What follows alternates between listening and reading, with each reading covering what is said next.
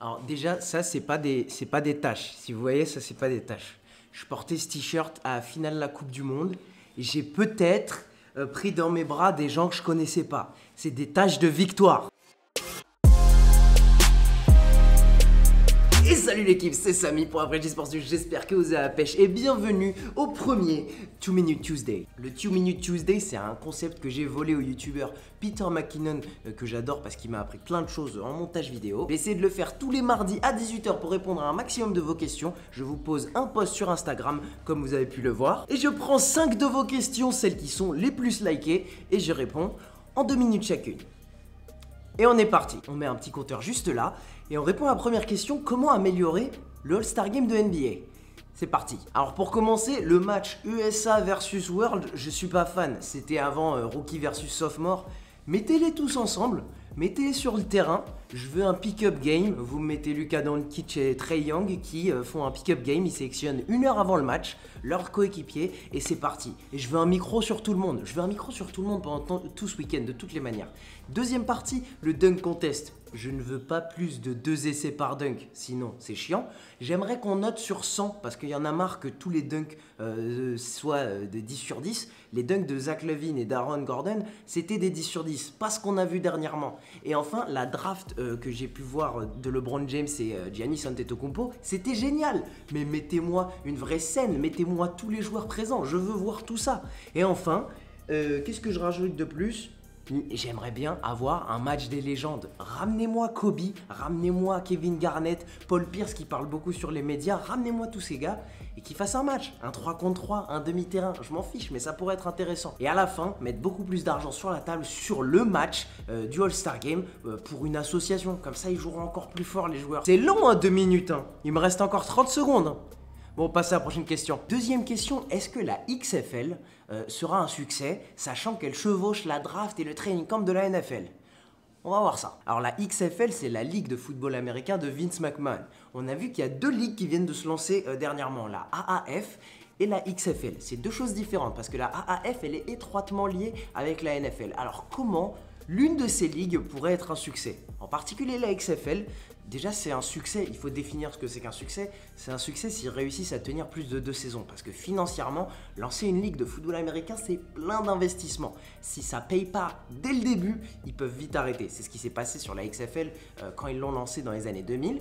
Ça a fait 1 an et ensuite ils ont vite arrêté. Ensuite, ce que j'aimerais vous dire, c'est qu'il y aura toujours de l'audience pour du football américain.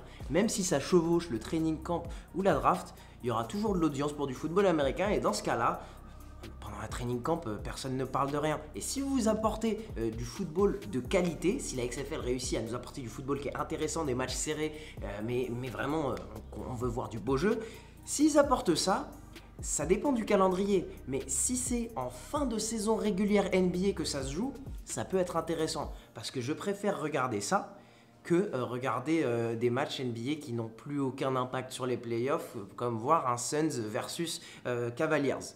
Maintenant, autre chose, je vois d'autres marchés intéressants, à part la XFL et la AF. Je vois l'e-sport, je pense que la NBA 2K League est en train de nous montrer que on peut avoir une ligue de Madden et ça peut créer une audience. Et deuxième chose, le flag football. Je pense réellement qu'une ligue de flag football où je peux voir Michael Vick, Terrell Owens et Chad Ochocinco jouer ensemble, ça peut fonctionner. On est parti pour la 3e question et on reste au football américain. Est-ce que ce serait intéressant d'enlever 2 matchs de pré-saison et rajouter 2 matchs de saison régulière? Moi, j'aimerais beaucoup. Plus de football, c'est toujours cool. Mais c'est extrêmement délicat. Ça veut dire que tu enlèves 2 matchs pour les entraîneurs, les équipes, pour se préparer. C'est 2 matchs que tu enlèves pour une quarantaine de joueurs qui essayent de prouver ce qu'ils valent. Et c'est 2 matchs de plus pour les joueurs qui sont dans l'équipe. Donc ça veut dire des plus grands salaires, ça fait des plus grands revenus pour la NFL, mais ça veut dire des plus grands salaires, plus de blessures. Et le vrai problème quand tu arrives en playoff, un des ingrédients du succès, c'est de réussir à rester en forme. Si tu rajoutes 2 matchs pendant la saison, ça fait encore plus de blessures sur cette ligue où on a une liste de blessés longue comme le bras à chaque fois qu'on arrive en playoff. Et en dernière partie, ça veut peut-être dire que tu réaménages toute la NFL. Peut-être qu'il y a plus de joueurs par équipe, peut-être qu'il y a 2 bye week par équipe. Les bye week, c'est quand les équipes se reposent pendant la saison. Ça change énormément de choses et je pense que c'est pas forcément dans l'intérêt de la NFL. Parce que la NFL, entre le week 5 et le week 9, ils ont une petite baisse d'audience. C'est le milieu de saison, l'excitation de début de saison est finie, la fin de saison, quand il y a vraiment le sprint vers les playoffs, c'est après. Ils n'ont pas envie d'avoir un milieu de saison où ça descend un petit peu. Ça les intéresse pas. J'aime beaucoup 16 matchs, je pense que ça suffit. En tant que joueur, je ne voudrais pas jouer 2 matchs de plus, surtout si tu as les playoffs ensuite. Une équipe qui va jusqu'au Super Bowl, c'est 21 matchs qui joue. C'est beaucoup. Quatrième question pour aujourd'hui, on va parler du joueur qui fait le plus parler de lui en NFL, Kyler Murray. On m'a demandé mon avis, c'est le moment. Je vous le donne. Pour Kyler Murray, le quarterback d'Oklahoma, beaucoup d'analystes sportifs s'arrêtent à un seul chiffre. 5 pieds 10, 1m77 et 80 centièmes de centimètre, je sais pas comment ça se dit, et ils disent que c'est pas assez grand pour jouer en NFL. Et c'est vrai, le passé de la NFL n'est pas avec lui. Il n'y a pas beaucoup de quarterbacks qui s'en sortent à cette taille. Russell Wilson a un petit peu commencé à taper ses sentiers battus. Avant même, Doug Flutie était un des quarterbacks qui était avant-gardiste là-dessus. Mais il n'y a pas beaucoup de passé pour Kyler Murray là-dessus. Donc, qu'est-ce que j'en pense? Moi, je vois que Russell Wilson a créé un petit peu une ligne que Kyler Murray pourra suivre. Et je vois que Baker Mayfield, qui sort du même système, qui sort de la même université, il n'est pas beaucoup plus grand. Il fait 5 cm de plus que Kyler Murray. Et ça ne va pas faire la différence pour Kyler sur le terrain.